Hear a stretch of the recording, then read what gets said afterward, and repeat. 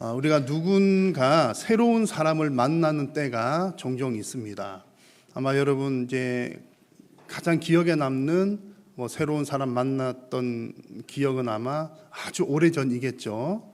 이제 결혼을 앞두고 맞선을 보는 그날 아마 새로운 첫 만남 그런 시간들이 있었을 겁니다.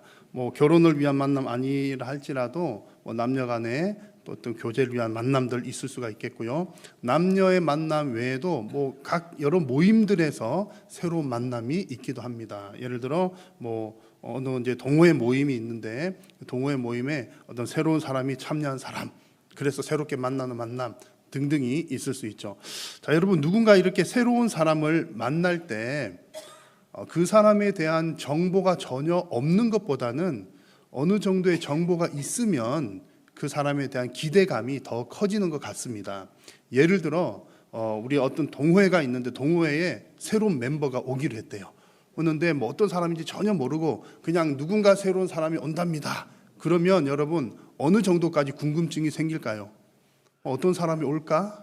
그 정도 아니겠습니까? 그래서 자세한 정보가 조금 없으면 누가 온다네, 어떤 사람이 올까? 그 정도 외에는 사실은 더 이렇게 기대감이나 궁금증을 갖기는 좀 어려운 것 같습니다. 그런데 약간의 정보가 있으면 이 기대감과 궁금증이 확 이렇게 확대가 되는 거예요. 예를 들어서 우리 이제 모임에 새로운 사람이 오는데 그 사람이 대기업에 다니는 사람이래요. 그리고 총각이랍니다. 그럼 여러분 머리가 빡빡빡 돌아가시죠? 그러면 막 궁금한 게 생기잖아요. 대기업이라고? 어느 대기업에 다닌대? 총각이라고? 젊은 총각인가? 노총각인가? 이제 등등부터 해가지고, 그러면 더 이제 하여튼 우리 막 더 어머니들 쭉쭉 나가시잖아요. 그래. 총각이면 누구 좀 처자, 내가 차만 처자 있는데 한번 다리를 놔볼까? 별별 생각들을 다 하고, 어떤 사람이 올까? 기대감이 좀 커지는 경향이 있습니다. 전혀 모르는 것보다 좀 알면 기대감이 좀 더 커진다는 그런 얘기입니다. 자, 오늘은 이제 대강절입니다. 대강절은 예수님의 오심을 기대하면서 기다리는 그런 절기이죠. 여러분 예수님에 대해서 기다릴 때도 같은 맥락입니다. 예수님이 어떤 분인지 전혀 모르는 사람들은 예수님께서 오시는 것에 대해서 별 기대감이 없습니다. 바깥에 나가가지고 여러분 전혀 이렇게 믿음이나 예수님 모르는 사람한테 예수님 오신대요. 그러면 예수님 그분이 누구셔? 뭐하러 오신대? 그 정도일 겁니다. 그러나 예수님이 어떤 목적으로 또 오셔서 어떤 일을 하기 위해서 오시는지를 좀 아는 사람들은 기대감들이 더 생깁니다. 그래서 하나님께서 우리들에게 예수님 어떤 분이신지를 각 시대마다 선지자들을 통해서 알려주셨습니다. 그래서 그 예수님이 어떤 분인지 좀 아는 사람들은 기대감이 더 커지는 겁니다. 예수님께서 뭐 하기 위해서 오신다. 그러면 그 일이 어떻게 이루어질까? 언제쯤 이루어질까? 빨리 오셨으면 좋겠다. 등등 그런 기대감, 간절한 마음이 더 깊어지는 것입니다. 자, 오늘 우리가 읽은 성경 본문의 말씀은 예수님께서 이 땅에 오시기 전에 선지자를 통해서 예수님에 대해서 알려주신, 예언해 주신 예언의 내용입니다. 놀라운 사실은요, 지금 예수님이 2000년 전에 오셨잖아요. 근데 그 한참 수백 년 전에 선지자를 통해서 말씀을 해 주셨는데 하나님께서 이렇게 예언을 미리 말씀을 해 주시는 내용들은 그 시대, 예수님께서 오실 그 시대의 내용과 더불어서 지금 장차 다시 오실 그 마지막 때의 예수님의 모습들까지 동시에 보여주신다는 사실입니다. 그래서 이제 성경에 드러나는 예언의 특징이 그런 겁니다. 이중적으로, 삼중적으로 하나님께서 보여주시는 거죠. 우리는 그냥 보는 게 이렇게 눈에 보이는 것만 볼 수 있지만 하나님은 시간과 공간을 초월하시는 분이기 때문에 매우 신비롭게 이렇게 선지자들을 통해서 미리 말씀을 해 주시는 겁니다. 그래서 이제 그것을 말씀을 해 주시는데 그냥 아주 구체적으로 말씀을 해 주십니다. 그래서 여러분들은 아마 지금 여기 계신 분들은 다 예수님을 이미 믿는 분들이기 때문에 예수님께서 이 땅에 오신 이유가 무엇입니까? 라고 물으면 다들 대답들을 하실 수 있을 거예요. 여러분 예수님께서 이 땅에 오신 이유가 뭡니까?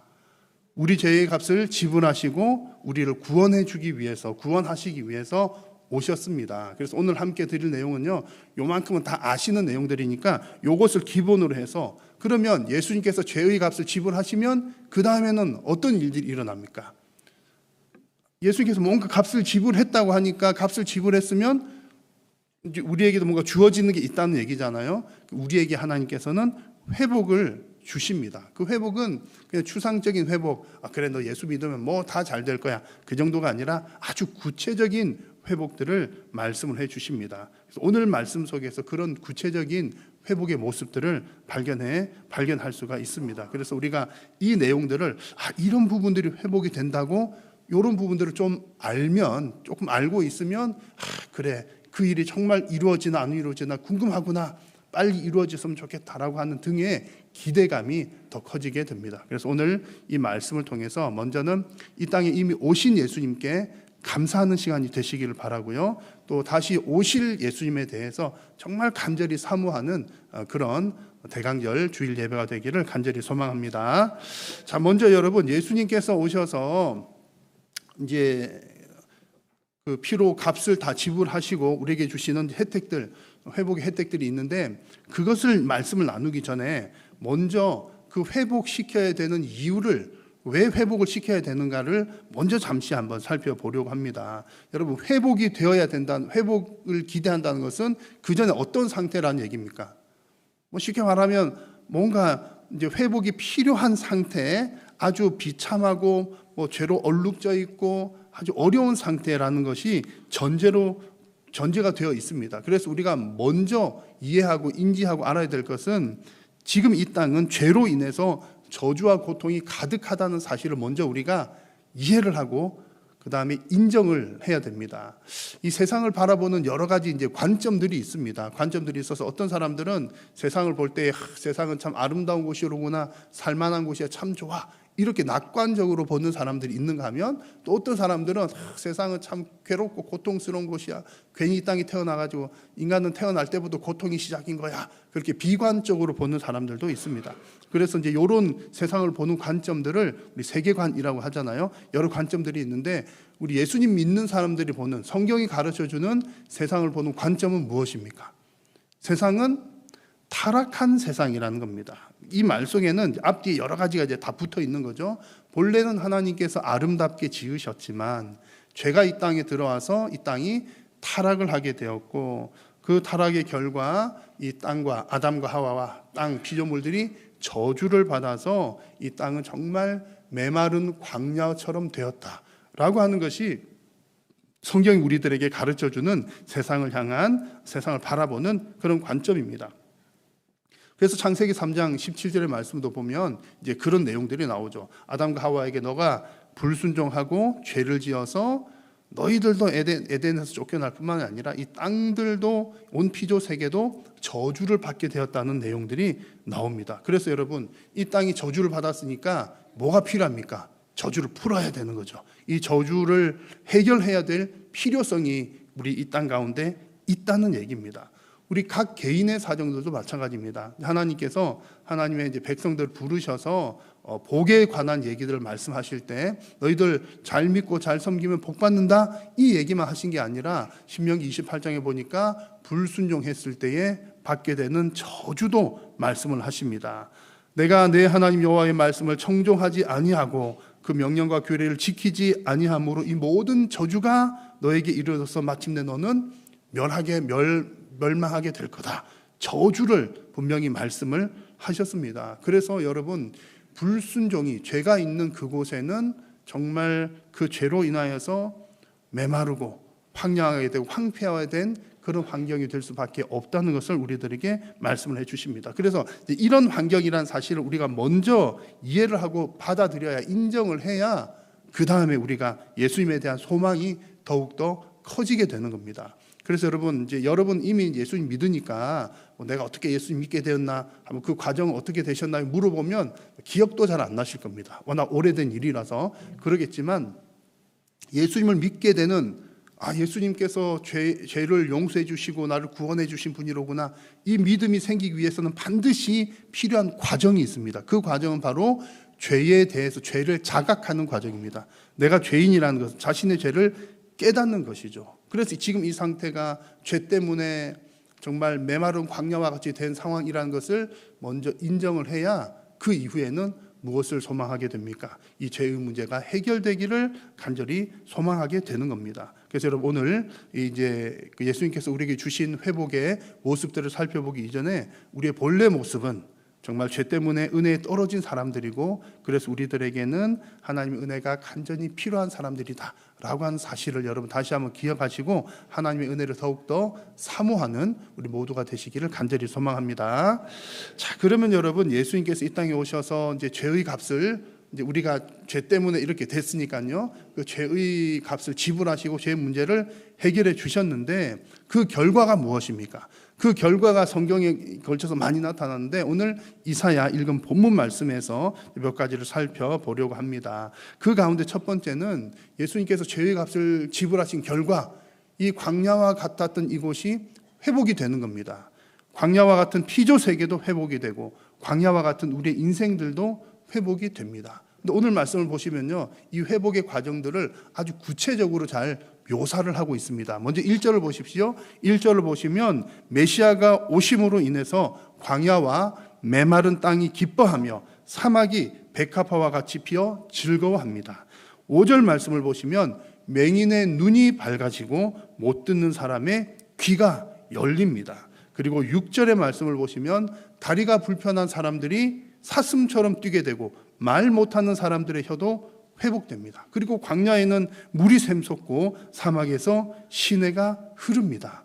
7절 말씀에 보면 뒷부분에 승냥이의 눕던 곳에 풀과 갈대와 부들이 난다 하는 표현이 나오는데, 이 승냥이가 눕던 곳이란 말의 뜻은 뭐냐면 정말 이 땅이 저주를 받아서 또 죄로 인해서 더 황폐하게 되어서 사람이 살 수 없는 곳이 되었다, 그런 뜻입니다. 사람이 살 수 없는 곳이 되다 보니까 들짐승들이 와서 그 자리를 차지하게 됐다, 그런 내용입니다. 그 이사야 34장 앞부분에 나오는 그런 내용들입니다. 그랬던 그곳이, 승냥이에 눕던 곳이, 황폐하게 되었던 곳이 사람이 살 수 있는 곳으로 회복이 된다, 이런 이야기입니다. 그래서 지금 보여드린 1절부터 7절까지 이 내용들은 예수 그리스도께서 이 땅에 오셔서 죄의 값을 지불하심으로 인해서 온 피조 세계의 각 영역들이 구체적으로 회복되는 모습들을 보여주는 것입니다. 자, 여러분, 이런 회복은 단순한 희망사항이 아니라 이미 실현된 현실이며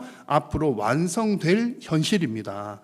여러분, 성경에 나오는 이렇게 어떻게 하는 게 있잖아요. 그거는 지금 우리가 너무 힘드니까, 너무 힘들고 괴로우니까 우리 마음을 위로해 주려고 나중에는 결국 다 잘 될 거야, 그냥 그렇게 마음으로만 위로하는 내용이 아니라 이미 실현된 현실이고 앞으로 완성될 현실이라는 사실이 중요합니다. 여러분, 이런 일들이, 이 이사야의 말씀이 언제 어떻게 실현되었습니까?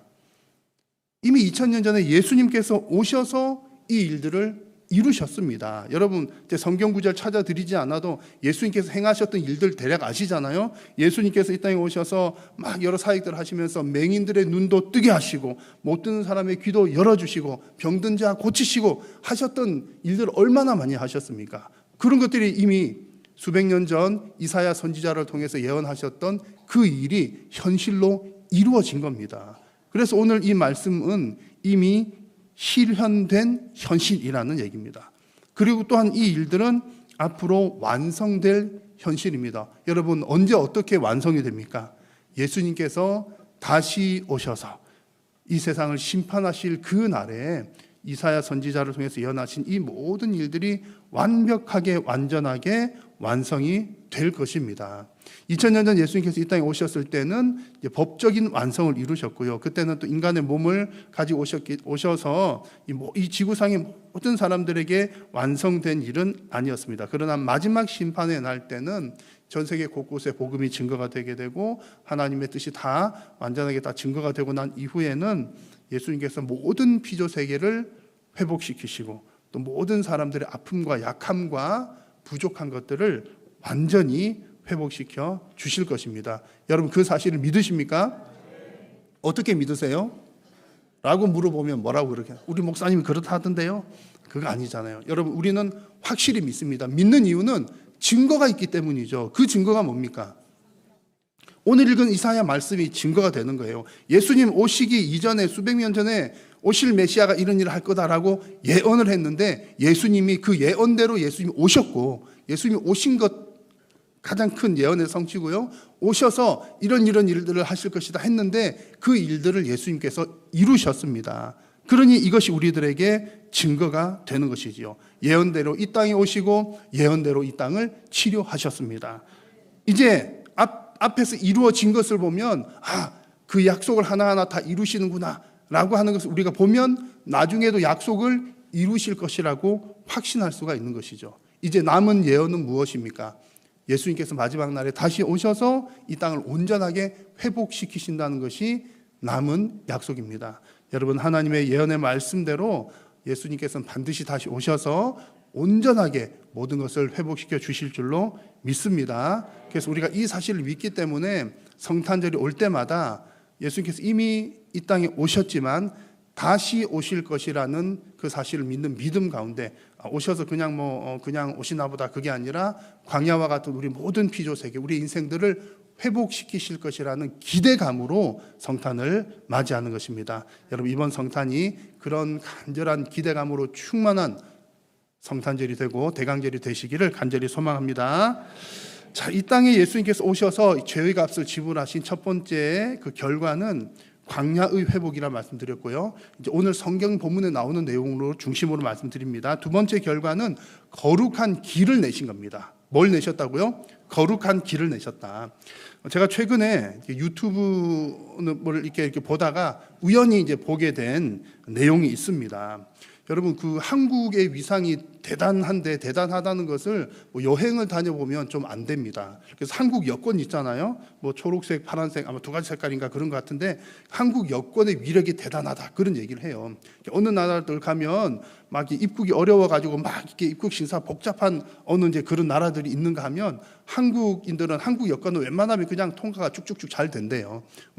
전 세계 여러 나라에서 잘 되는데 특별히 어느 나라는 이런 나라가 있답니다. 어느 나라는 한국 여권만 들고 가면 무비자로 1년 동안 그 나라를 머무를 수 있답니다. 여러분, 그 나라 아십니까? 모르시는 분들은 오늘 이제 수지 맞은 겁니다. 제가 알려드릴게요. 비자 없이 1년 동안 머무를 수 있는데 그냥 여러분 여행도 1년까지 하는 거 잘 없잖아요. 6개월 이렇게 캐나다인가 6개월 어디 그런 있는데 1년. 근데 보통은 여행 가면 일은 할 수 있어요, 없어요? 일은 못 하잖아요. 그냥 여행만 하거나 하잖아요. 이 나라는 1년 동안 그냥 막 머무를 수 있는데 일도 할 수 있답니다. 무슨 일을 하든 알바를 하든 뭘 하든 사업을 하든 그걸 다 이렇게 자유롭게 할 수 있대요. 어느 나라일까요? 수지 맞은 겁니다. 이 나라가 유럽에 있는 나라인데 유럽에 있는 작은 나라 조지아라고 하는 나라입니다. 그 전에 다른 이름이었다고 해요. 제가 지금 기억을 못 했는데 그 90년대 이름이 바뀌었는데 여튼 지금 유럽에 있는 작은 나라 조지아라고 하는 나라입니다. 근데 그 나라가 또 물가도 대단히 저렴하대요. 그래가지고 아주 이렇게 지내기가 좋다고 합니다. 알프스 못지 않는 무슨 풍광도 좋고 물가도 저렴하고 그렇답니다. 근데 이제 유튜브 하는 사람이 하는 얘기가 뭐냐면 그 얘기 들으니까는 근데 지금은 그 조지아로 가는 직항 비행기가 없어가지고 지금 가려면 어디를 통해서 이렇게 갈아타고 가야 되니까 대단히 멀답니다. 되게 멀어가지고 아마 이제 아는 사람들은 막 이렇게 찾아서 이제 멀리 가는데 아마 이제 되게 멀어서 이게 아직 많이 알려지지는 않은 것 같다. 근데 만약에 이제 그 나라로 가는 직항 비행기 편이 열리면 아마 유럽의 다낭처럼 될 수가 있다.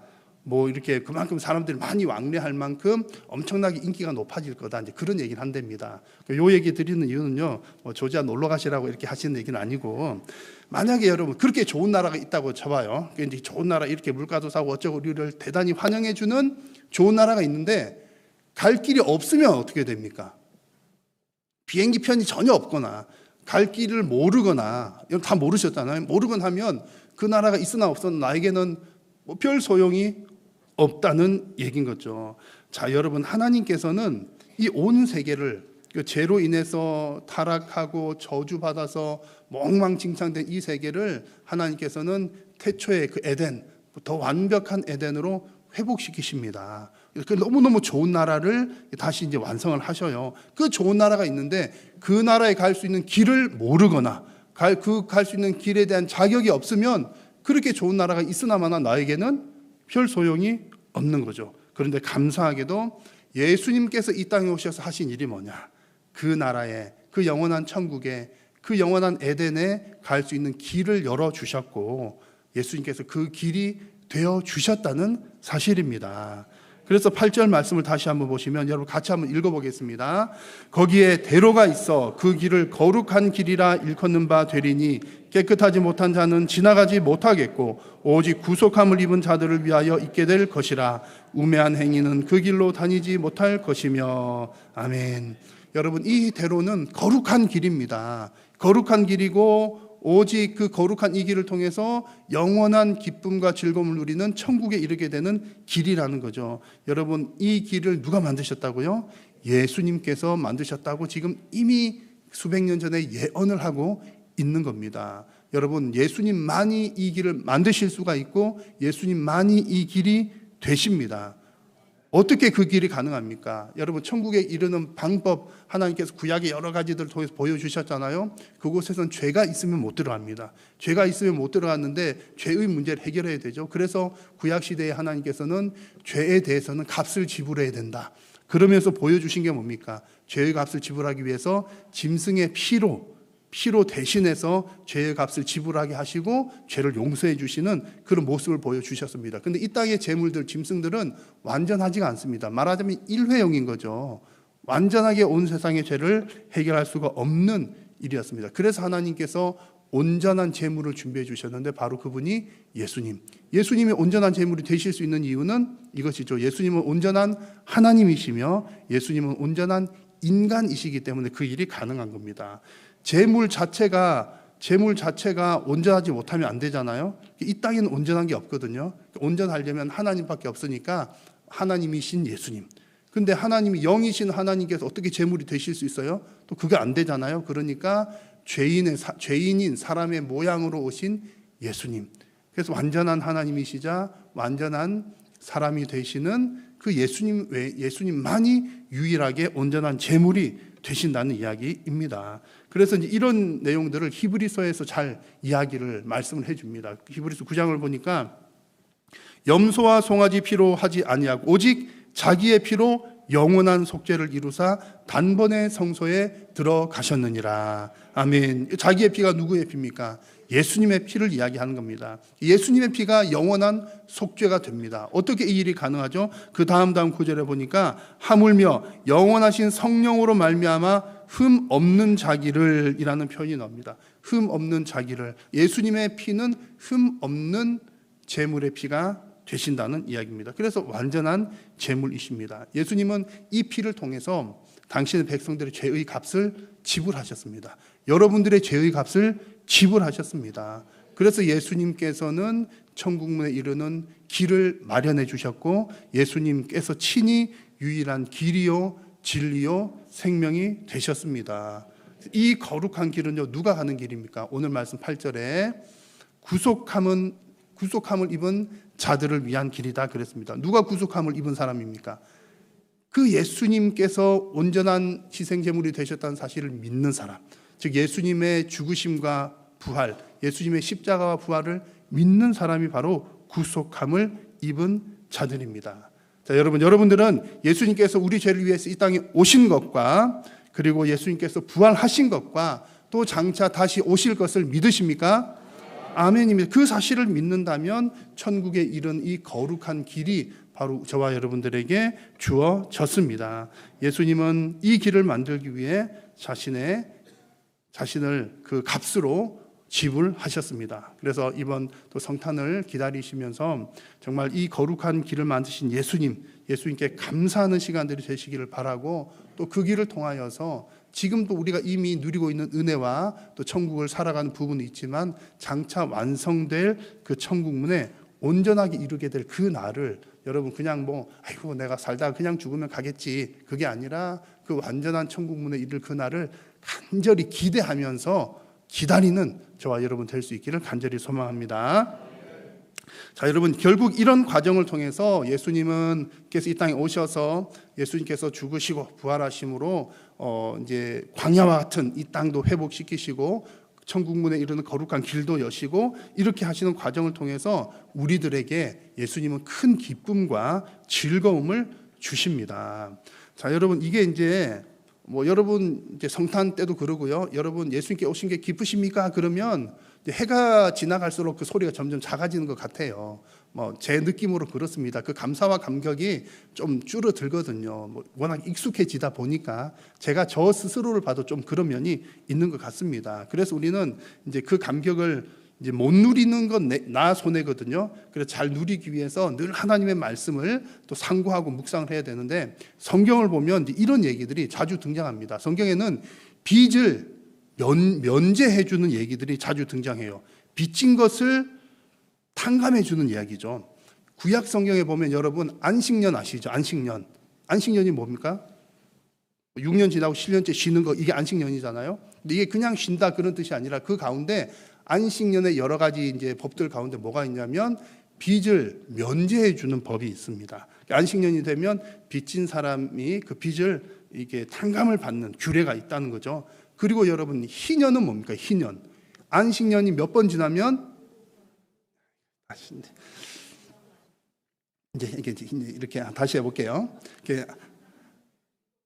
안식년을 몇 번 지나면 7번 지나면 50년째 되는 데가 희년이라고 그래요. 근데 희년 때는 어떤 일이 일어나냐면 땅들이 다 제자리로 제 주인에게로 돌아가고 종들이 풀려납니다. 이게 어떤 의미냐면은 하나님께서는 이스라엘 백성들에게 땅을 이렇게 지파를 나누어 주셨잖아요. 나누어 줘 거기 살도록 하셨는데 살다가 보니까 뭐 어쩌고 하다 보면 또 먹고 살기 힘들 때가 있는 거예요. 그래서 하나님께서 땅을 주셨지만 어쩔 수 없이 팔아야 되는 때가 생기는 겁니다. 근데 땅은 원래 하나님께 속한 거기 때문에 하나님이 이 희년이 되면 50년째가 되면 그렇게 이제 팔리고 어떻게 했던 땅들을 다 제자리로 돌려라. 이게 희년법인 거예요. 그리고 종도 마찬가지. 내가 살다가 아이고 내가 뭐 이렇게 사정이 그래가지고 내가 남의 집 종살이를 하게 됐어요. 너무 힘들고 경제적으로 어려워가지고 그렇게 됐는데 그렇게 했던 일들도 이제 희년이 되면 다 제자리로 돌아가게 되는 겁니다. 이게 희년의 여러 가지들 중에 한 부분인데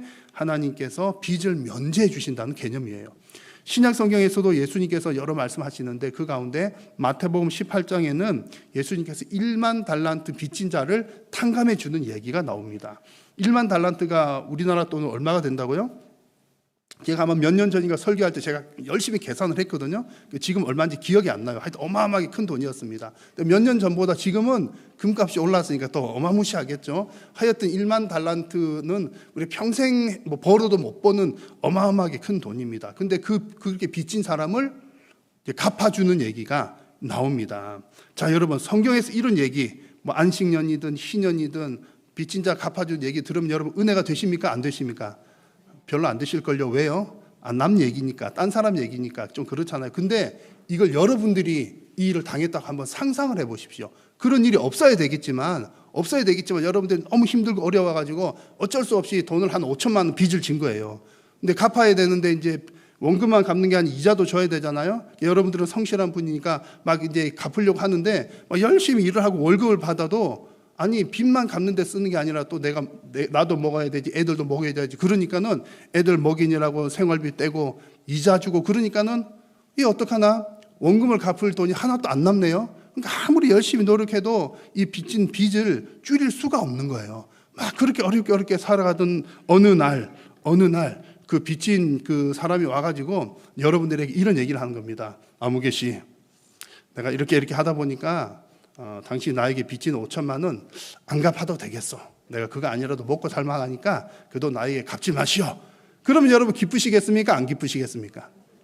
얼굴 표정이 달라지시잖아요. 이제 이게 극단적인 얘기는 하지만 정말 내가 무거운 짐을 지고 있는데 그 무거운 짐 하나 벗어내렸다. 이것은 우리에게 대단히 큰 짐이 되는 겁니다. 근데 여러분 이것을 잘 인식하지 못하는 분들이 많지만 우리 인생에 있어서 가장 큰 무거운 짐은 죄의 짐인 줄로 여러분 믿으십시오.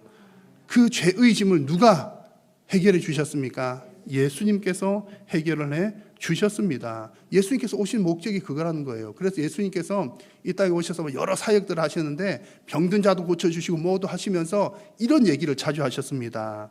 중풍병자에게 이르시되 작은 자야 너의 뭐가 사함을 받았느니라? 너가 죄 사함을 받았다. 병자를 고쳐주면서 또 문제 있는 사람들 문제를 해결해 주면서 너가 죄사함 받았다 이 얘기를 자주 하십니다. 예수님께서 오신 근본적인 목적이 바로 죄사함에 있다는 이야기입니다. 여러분, 우리가 병 낫는 것, 또 돈 없었는데 사업이 잘 되는 것, 참 기쁜 일입니다. 그러나 그것보다 더 근본적으로 기쁘고 더 큰 기쁨은 죄의 빚을 탕감받은 일인 줄로 믿습니다. 그래서 오늘 성경 본문에서도 보시면 이제 여러분 10절을 같이 한번 읽어볼까요? 10절 시작. 여호와의 속량함을 받은 자들이 돌아오되 노래하며 시온에 이르러 그들의 머리 위에 영영한 희락을 띠고 기쁨과 즐거움을 얻으리니 슬픔과 탄식이 사라지리로다. 아멘. 여러분, 여호와의 속량함을 받은 사람, 속량함을 받았다는 게 뭡니까? 죄의 빚을 다 탕감받았, 면제받았다는 이야기입니다. 여러분, 내가 빚진 것 면제받으니까 어떻습니까? 영영한 희락. 이 땅에서는 뭐 잘 되는 일, 내가 또 빚졌는데 안 갚아도 돼가지고 내가 아주 뭐 좋았던 일, 그런 일들은 잠깐의 기쁨이지만 우리 여호와의 속량, 죄에 대한 빚을 해결한 받은 사람은 영원한 기쁨을 누립니다. 그 기쁨과 즐거움이 우리 인생 가운데 현생과 내생에 충만하게 이루어집니다. 여러분, 예수님께서 바로 이 일을 위해서 이 땅에 오셨다는 사실을 기억하십시오. 이것을 기억하고 있으면 성탄절이 그냥 뭐 아이고 또 작년에도 성탄했는데 예수 왜 맨날 매년마다 태어나셔갖고 이렇게 피곤하게 하나, 그게 아니라 정말 이 일을 위해서 오신 것 생각하면 할수록 감사하고 기쁨이 넘치고 영원한 기쁨이 되는 줄로 믿습니다. 그래서 오늘 이 말씀을 잘 받으셔서 여러분, 혹여나 여러분의 인생에서도 아직까지 해결되지 않는 문제, 또 머리 아픈 일이 있다 하더라도 예수님께서 내 죄의 빚 갚아주셨으니 이보다 더 큰 기쁨이 어디 있겠는가. 여러분, 그 기쁨으로 그 모든 어려움들을 여러분 이겨내시기를 바랍니다. 그리고 또 하나님께서 우리들에게 주시는 기쁨들이 있잖아요. 크고 작은, 아이고 자식도 잘 되게 해주시고 뭣도 잘 되게 해주시고, 그것도 기쁜 일이지만 가장 큰 기쁨, 영원한 기쁨은 우리 죄를 탕감해 주신 예수 그리스도의 은혜인 줄로 믿습니다. 그래서 이 성탄을 기다리면서 이런 예수님을 통해서 얻게 되는 영원한 기쁨, 영원한 기쁨이 충만한 시간 되시기를 주님의 이름으로 축복합니다. 기도하겠습니다. 살아계신 여호와 하나님, 예수 그리스도 오심을 간절히 기다리는 이 대강절에 하나님, 예수님께서 오셔서 우리들에게 어떤 회복을 이루어 주실지를 말씀하여 주시니 감사합니다. 주님 주신 말씀을 기억하며 하나님, 우리가 이 은혜들을 간절히 사모하는 심령이 되게 하시고 간절히 사모하며 예수님의 오심 성탄을 잘 기다리며 준비하는 모든 성도님들 되게 하여 주옵소서. 예수님의 이름으로 기도드립니다.